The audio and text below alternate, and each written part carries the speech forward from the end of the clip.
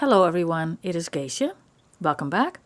Today I'm going to show you a new technique that I saw recently on YouTube, and that is making a journal with single pages and using fabric tabs to secure them. I saw this video on Chantal's YouTube channels.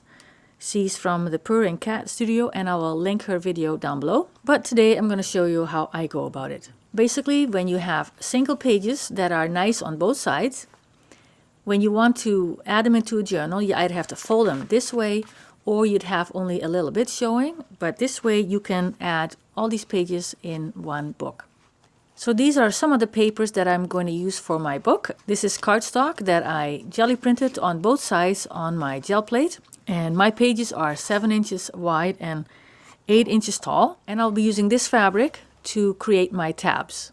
So each tab is 1 1/4 wide by 1 1/2 inch long. To make the tabs, I will cut a strip that is 1 1/2 inches wide and the length of my fabric.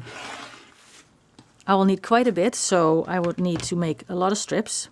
I will use double-sided tape to fasten my tabs to the pages, and I will add double-sided tape on both edges, the length of the strip. This tape is a little wider than a 1/2 inch. I got it from the local dollar store, and also along the length on the other side.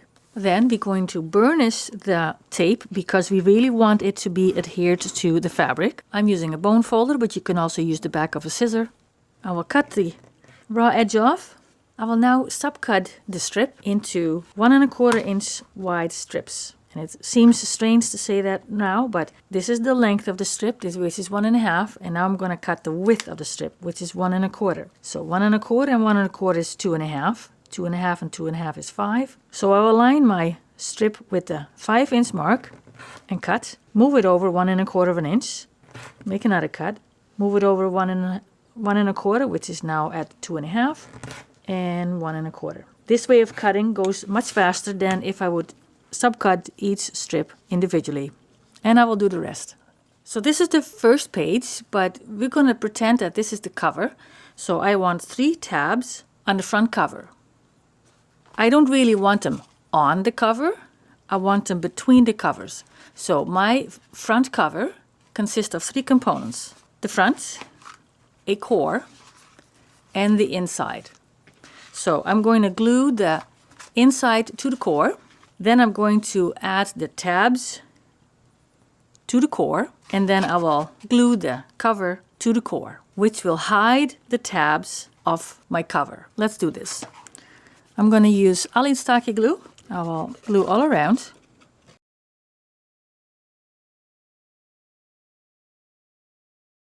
And I will put some heavy books on it. And hopefully it's not going to move. So the next step is to add 3 tabs to this side of the cover. So I'll remove the paper from one side. I'm going to put it on my mat. So this is half, so 1 will go here. 1 will go about here, I think. And 1 about here. Now I'm going to glue the cover to the core, which will hide the tabs from the front.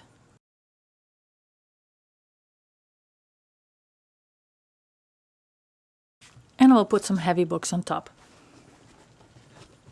Alright, I have the tabs caught in the cover, but from now on you will see the tabs on the papers. Now, because there's 3 tabs here, I'm going to place 2 tabs here. I'll move this aside and move this over a little bit, but I still want to kind of see where I need to put my tabs.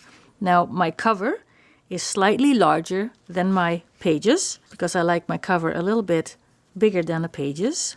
Now I'm going to put a tab here, kind of in the middle, and 1 over here. Now this one is going to be attached here. The thing is, I'm going to add photos to this. So I want a little bit of a gap. So I made myself a spacer. This is cardstock that is 6 layers. So I'm going to put my spacer here. Place my next page on top where I want it, so that there's like room all over. Then I'm going to remove the tape from the 3 that are attached to the cover, fold it over and fasten. Fold over number 2 and fold over number 3. That's why there's like a gap between the 2 pieces of tape. Otherwise I would have glue here, and then when I would open it up, I would have glue here. And we don't want that. Now I'm grab my next page, because there's 2 tabs here. I'm going to add 3 tabs to this page. So my mat is going to come in handy for me to determine where all my tabs need to go. So 1 in the middle, and they won't always line up, but they'll be lining up somewhat. 1 over here and 1 over here. I made myself a new spacer. This one has 4 layers of cardstock, because I think this might be a little bit too loose. So I'm going to use a spacer with 4 pieces of cardstock that I'm going to put over here. So I'm going to flip this one over, line it up with the other paper as well as possible. Put my spacer in place, because my spacer represents the layers of pictures I'm going to add. Now, checking which one I have to flip over. I have to flip over these 2, because they now look all the same.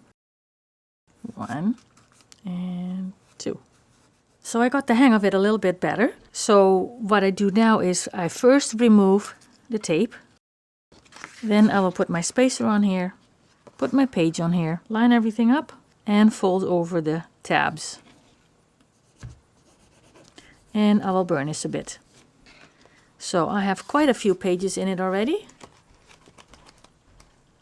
So I will continue adding pages until I have enough pages so that all the pictures fit in the book. And then I will add the cover the same way as how I did it to the front. So my book is finished. I have added all the pages necessary to have all the photos fit in my book. And this is the back, and this is how the spine looks. Now the book is somewhat unstable because it goes this way and that way. So I thought it might be best to have a spine added to it. So this is my trial book, and it is a lot sturdier because the spine prevents it from sliding all over the place. So the spine is a piece of fabric that I glued and sewed to a piece of Tyvek. Tyvek comes in different forms. This happens to be an envelope that came in the mail that I used.